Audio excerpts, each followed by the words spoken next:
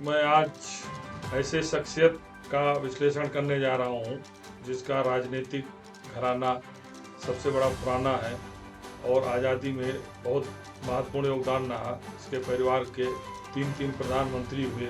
वो शख्सियत हैं वरुण गांधी। वरुण गांधी का टिकट भारतीय जनता पार्टी ने काट दिया है। उनकी माता को मेनका गांधी को सुल्तानपुर से टिकट दिया है। पिछले चुनाव में मेनका गांधी मात्र 10,000 मतों के अंतर से जीती।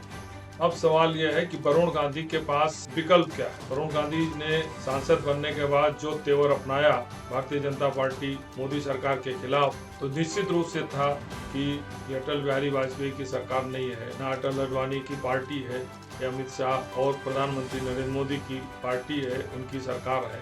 जिस तेवर के साथ वरुण गांधी ने सरकार के खिलाफ समस्याओं को लेकर, युवाओं के मुद्दों को लेकर और तमाम मुद्दे उठाए जो सरकार के खिलाफ जाते थे, तो निश्चित रूप से माना जाता था कि वरुण गांधी को टिकट मिलना बहुत मुश्किल है। और अंत में वही हुआ। वरुण गांधी का टिकट काटकर कभी गांधी परिवार के नजदीकी रहे जितिन प्रसाद को प्रत्याशी बनाया गया। अब वरुण गांधी के पास विकल्प क्या है? उनके पास दो ही विकल्प हैं, या तो सत्ता से समझौता या फिर संघर्ष। वैसे देखें तो वरुण गांधी के माता पिता संजय गांधी रहे हों या मेनका गांधी, दोनों संघर्ष से अपनी पहचान बनाए थे।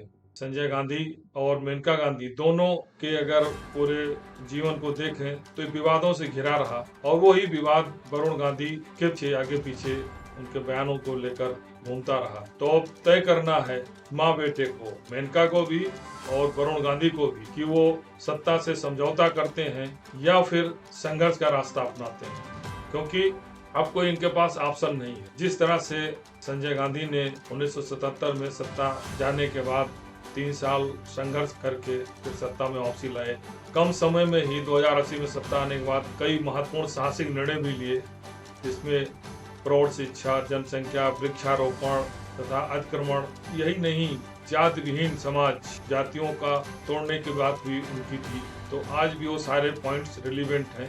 लेकिन मेनका गांधी भी, जब 23 जून 1980 को संजय गांधी का निधन हुआ, तो मेनका गांधी का उनकी तत्कालीन प्रधानमंत्री इंदिरा गांधी से विवाद हुआ और उनको घर छोड़ के वापस जाना पड़ा। मेनका गांधी ने उस समय ताकतवर महिला, देश की प्रधानमंत्री इंदिरा गांधी के खिलाफ भी संघर्ष का रास्ता अपनाया था और संजय विचार मंच का गठन किया था। ये माना जाता था कि संजय गांधी ने ही कांग्रेस में एक संघर्षशील युवाओं का जोड़ा था। युवाओं के बल पर 77 से 80 के बीच में सत्ता वापसी हुई थी। वो युवाओं की भारी वर्कर टीम मेनका गांधी के संजय विचार मंच से जुड़ गई थी। यह भी माना जाता है कि अगर 30 अक्टूबर 1984 को श्रीमती इंदिरा गांधी की हत्या नहीं होती, तो संजय विचार मंच का उत्तर प्रदेश या देश की सियासत में एक राजनीतिक दल के रूप में स्टेब्लिश हो गया होता। दुर्भाग्यवश जिस तेवर और जिस संघर्ष के बाद मेनका गांधी संजय विचार मंच का नेतृत्व करके आगे बढ़ी थी, श्रीमती इंदिरा गांधी 31 अक्टूबर 84 को हत्या के बाद उन्हें वो लाभ नहीं मिला, लेकिन उन्होंने अपने उस तेवर और संघर्ष को जारी रखा। इंदिरा गांधी की हत्या के बाद 1984 में जब उनके जेठ तत्कालीन प्रधानमंत्री राजीव गांधी अमेठी से चुनाव लड़े, तो उन्होंने राजीव गांधी के खिलाफ चुनाव लड़ा। और आप सोचिए, उस लहर में भी मेनका गांधी को अमेठी से 50,000 वोट मिले थे।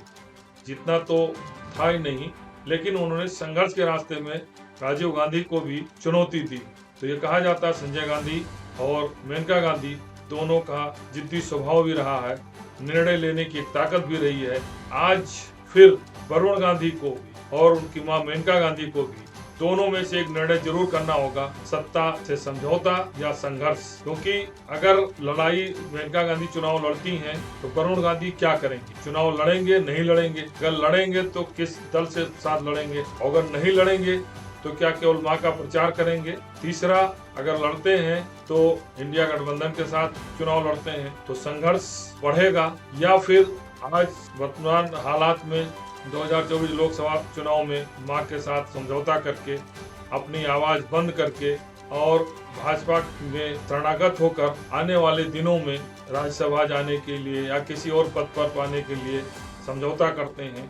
दोनों स्थितियां क्लियर हैं। लेकिन वरुण गांधी जैसी शख्सियत, वरुण गांधी जैसा विवेक व्यक्ति, जो तमाम मुद्दों पर युवाओं के और महिलाओं के या सत्ता के तमाम खिलाफ जो उनकी अपनी एक सोच होती थी, आवाज उठाने वाला, जल्दी से समझौता करेगा, समर्पण करेगा, ये तो कहना मुश्किल है। ये भी माना जाता है कि पीलीभीत से उनके लोगों ने नामांकन का पर्चा भी खरीद रखा है। 23 मार्च को नामांकन का आखिरी दिन है।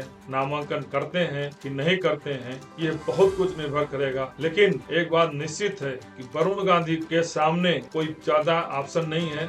2 ही ऑप्शन है, समझौता या संघर्ष, समर्पण या संघर्ष। कल शाम तक स्थितियां क्लियर हो जाएंगी कि वरुण गांधी अपने पिता संजय गांधी, मेनका गांधी के तेवर के साथ संघर्ष का रास्ता अपनाते हैं या फिर समर्पण। धन्यवाद।